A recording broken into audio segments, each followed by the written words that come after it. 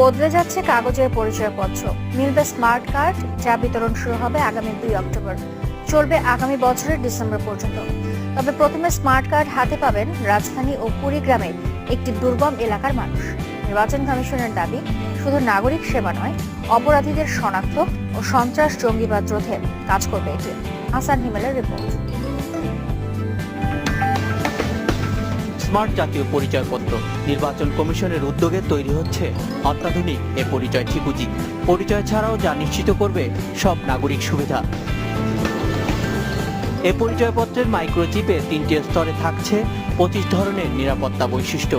এতে banking, TIN, driving licence, passport, শিক্ষা প্রতিষ্ঠানে ভর্তি ও সম্পত্তি কেনাবেচা সহ 22 ধরনের নাগরিক সেবা নিতে পারবেন কার্ডধারীরা। নির্বাচন কমিশনের দাবি, শুধু নাগরিক সেবা নয়, সন্ত্রাস জঙ্গিবাদ ও দুর্নীতি রোধেও কাজ করবে স্মার্ট কার্ড।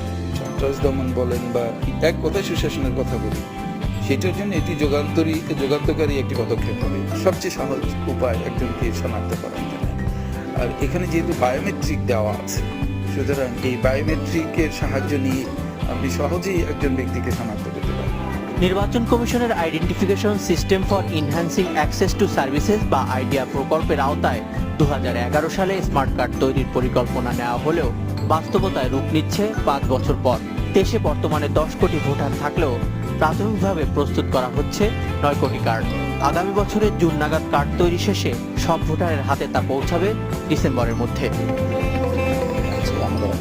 পুরাতন জাতীয় পরিচয়পত্র ফেরত দিয়ে নিতে হবে নতুন স্মার্ট কার্ড। এ সময় চোখের আইরিশ ও 2 হাতের 10 আঙ্গুলের ছাপ গ্রহণ করবে নির্বাচন কমিশন।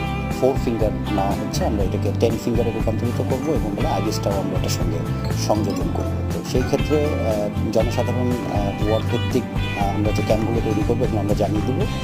এখানে যাওয়ার পরে ওনাদের পুরোনো আইডি কার্ডটা জমা দিবে, ওনাদের 10 ফিঙ্গার এবং আইরিশটা দেওয়ার পরে আমরা ওনাদের স্মার্ট কার্ডটা হ্যান্ড ওভার করে দেবো। আগামী 2 অক্টোবর প্রধানমন্ত্রীর উদ্বোধনের পর ওই দিনই রাষ্ট্রপতি, প্রধানমন্ত্রী ও জাতীয় ক্রিকেট দলের সদস্যদের দেওয়া হবে কার্ডটি।